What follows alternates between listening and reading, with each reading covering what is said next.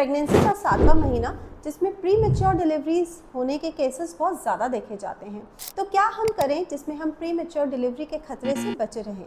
नमस्कार, मैं डॉक्टर पूजा रावल आज आपके साथ डिस्कस करने जा रही हूँ कि प्रेगनेंसी के 7वें महीने में हम अपना ध्यान कैसे रखें ताकि हमें पूरे 9 महीने पे एक स्वस्थ बच्चा मिले।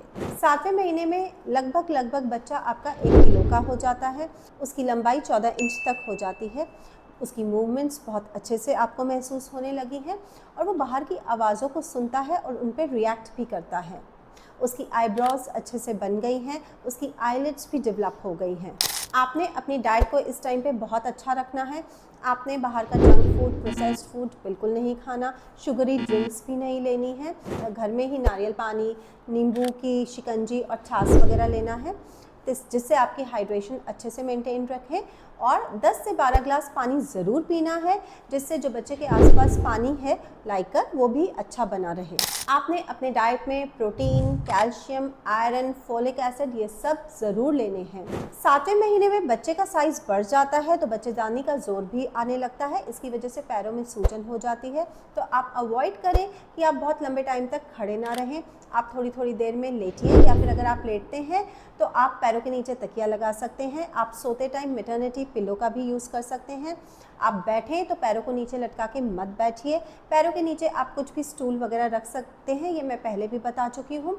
आपको अगर पैरों में ज़्यादा सूजन आ जाए तो आपने गुनगुने पानी में नमक डालकर उनकी आप सिकाई भी कर सकते हैं, उससे भी आपको रिलीफ मिलेगा। अब आपका पोस्चर जो इस टाइम पे है वो बच्चे के साइज़ के बढ़ने की वजह से चेंज हो जाता है, लंबर लॉर्डोसिस हो जाता है, कमर का जो कर्वेचर है, जो स्पाइन का कर्वेचर है वो बढ़ जाता है और आपको बैक पेन रहता है। तो इस बैक पेन को अवॉइड करने के लिए भी मैंने एक इंस्टाग्राम पे और यूट्यूब पे शॉर्ट डाला हुआ है। आप पिलो को कैसे यूज़ कर सकते हैं सोने के लिए जिससे आपका बैक पेन कम रहे।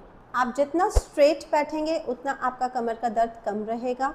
और अगर बहुत कमर में दर्द है तो आप हॉट वाटर बॉटल ले सकते हैं और उससे भी कमर की सिकाई कर सकते हैं, वो भी आपको रिलीफ देगी। अगर इस टाइम पे आपके सीने में जलन या हार्टबर्न ज़्यादा रहता है क्योंकि बच्चे का वज़न बढ़ता है, वो ऊपर की तरफ आता है और आपको सब कुछ लगता है कि ऊपर चढ़ गया है, तो आपने फ्रीक्वेंट मील्स लेने हैं। थोड़ा खाना कम टाइम में खाना है, 2-2 ढाई घंटे में फ्रीक्वेंट मील्स लेके स्मॉल पोर्शंस में लेना है ताकि आपको खाना खाते ही जलन, एसिडिटी ना हो। और आपने वॉक भी ज़रूर करनी है खाना खाने के बाद।